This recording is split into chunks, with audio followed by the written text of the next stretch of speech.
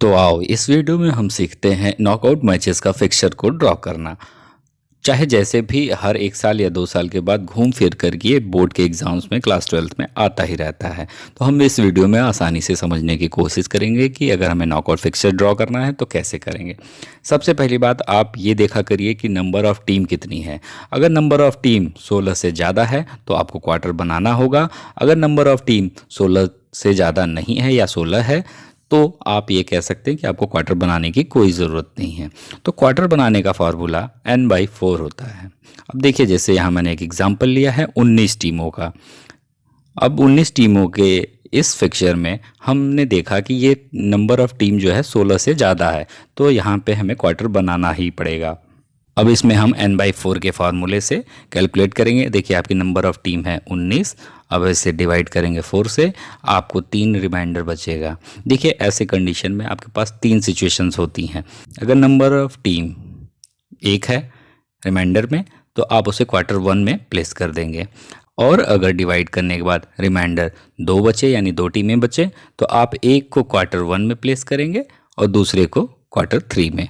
और अगर 3 टीमें, जैसा कि इस एग्जाम्पल में है, 3 टीमें रिमाइंडर में बच रही हैं जब हम डिवाइड कर रहे हैं, तो हम एक एक करके क्वार्टर 1 में, क्वार्टर 2 में और क्वार्टर 3 में, यानी कि क्वार्टर 1, क्वार्टर 2, क्वार्टर 3 में एक एक टीमें एक्स्ट्रा रख देंगे। देखिए, आप 5 है यहाँ पे, यहाँ भी 5 है, यहाँ भी 5 है, लेकिन जो चौथा क्वार्टर है वहाँ पे सिर्फ 4 टीमें हैं।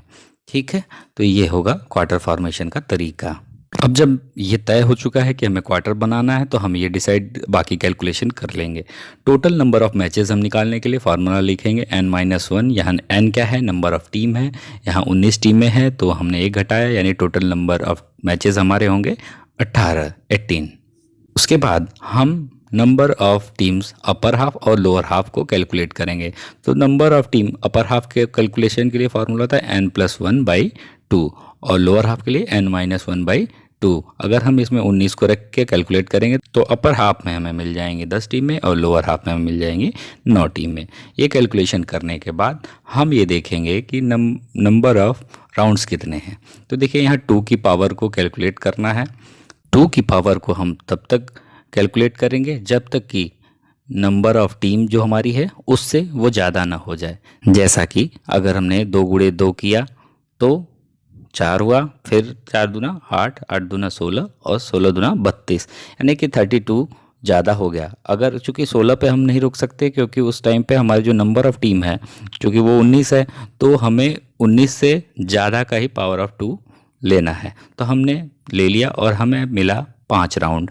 तो 5 राउंड के ये पूरा टूर्नामेंट ख़त्म हो जाएगा। अब टोटल नंबर ऑफ़ बाई हमें कैलकुलेट करनी है। अब जो हमें यहाँ नेक्स्ट पावर ऑफ़ 2 मिली है, हम उसमें से क्या करेंगे, अपने टीमों का नंबर्स घटा लेंगे।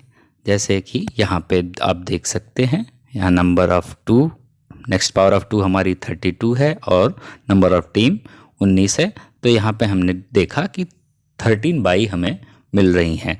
अब अगर 13 बाई मिल रही हैं तो अपर हाफ में कितनी बाई होंगी और लोअर हाफ में कितने बाई होंगे। तो अपर हाफ में बाई की संख्या निकालने के लिए फार्मूला होता है नंबर ऑफ़ बाई -1/2 और लोअर हाफ के लिए नंबर ऑफ़ बाई +1/2। कैलकुलेट करने पे हम पा रहे हैं यहाँ पे 6, यहाँ पे 7, यानी कि अपर हाफ में हमें 6 बाई देनी है और लोअर हाफ में 7 बाई देनी है। अब इतना कैलकुलेशन के बाद अब हम आते हैं अपने फिक्सचर पे। यहाँ पे जो बाई को प्लेस करने का तरीका आपने जो पहले से पढ़ रखा होगा, ये फार्मूला बड़ा फेमस है, नीचे ऊपर ऊपर नीचे। यानी ये जो आपको देना है, पहली बाई सबसे नीचे की तरफ यहाँ, फिर ऊपर की तरफ यहाँ पे, फिर उसके बाद यहाँ पे, फिर इसके बाद यहाँ पे। तो ये तो जनरल आप जानते हैं, लेकिन अगर इसे जब आपका क्वार्टर में आता है तो आपको इसको बाई को इसी पैटर्न में प्लेस करनी है। बस एक बात का ध्यान रखना है, कन्फ्यूजन से बचने के लिए आप ऐसा इमेजिन करिए कि अभी आप इसको छोड़ दीजिए, है ही नहीं, आप ऐसा समझिए। तो अगर आप अपर हाफ में देखेंगे तो आपको 6 बाई देनी है, तो आप इसे हाफ की तरह ट्रीट करें और पहली बाई आपने यहाँ नीचे दी, फिर दूसरी बाई यहाँ ऊपर दी, फिर तीसरी बाई यहाँ ऊपर, फिर चौथी बाई यहाँ पे। फिर सेम इसी पैटर्न को आप फिर से दोबारा करिए, एक बाई फिर से नीचे और यहाँ पे दूसरी ऊपर। अब चूँकि 6 बाइयाँ हो चुकी हैं तो फिर आगे हमें बढ़ने की कोई ज़रूरत नहीं है, बाकी जो टीमें बचेंगी उनका मैच कराया जाएगा। बाई का सिंपल सा मतलब होता है कि आप जिस टीम को बाई देते हैं वो पहले राउंड में नहीं खेलेगी, तो जिन टीमों को बाई नहीं मिलती है हम उन्हें पहले राउंड का मैच देते हैं खेलने के लिए। फिर अब आप उसे याद करिए, जो नीचे वाला हाफ था आप सेम इसी तरीके से इसको भी ट्रीट करिए। लोअर हाफ में आपने यहाँ कैलकुलेट किया है कि आपको 7 बाई देनी है। जब 7 बाई देनी है तो पहली नीचे आपने दी, फिर उसके बाद दूसरी ऊपर, फिर तीसरी यहाँ पे, चौथी यहाँ पे, फिर इसी पैटर्न को आप रिपीट करिए। 5वीं यहाँ पे, 6वीं यहाँ पे, 7वीं यहाँ पे, और इस तरीके से आपने 7 बाई दे दी। अब 7 बाई के अलावा आपको देना नहीं है, अब जो टीमें बची हैं उनको मैच कराना है। तो यहाँ 13-14 का मैच होगा, 7-8 का अपर हाफ में होगा और 3-4 का। अब इस तरीके से जब हम आगे बढ़ते जाएंगे, सबका जिस मैच कराते जाएंगे, अब आप यहाँ से आसानी से समझ सकते हैं। अब देखिए, अब आगे जैसे बढ़ते गए मैचेस होते गए और टीमें अल्टीमेटली फाइनल में आएंगी। लेकिन एक चीज़ आप यहाँ पे नोटिस करिएगा, देखिए हर क्वार्टर से एटलीस्ट एक टीम आ रही है। ये होता है इक्वल रिप्रेजेंटेशन हो जाता है हर क्वार्टर का, यानी सभी टीमों को बराबर मौका मिलता है और मैचेस अच्छे होते हैं। और एग्ज़ाम में आप ये कैलकुलेशन अच्छे से करके आइएगा, क्योंकि इसके नंबर अलग से मिलते हैं और ये ड्रॉ करने का अलग से मिलता है। एक चीज़ इसमें ध्यान रखिएगा, जहाँ भी आप मैचेस कराएं यहाँ पे आप टाइम, प्लेस और डेट, ये 3 चीज़ें यहाँ पे लिख दें।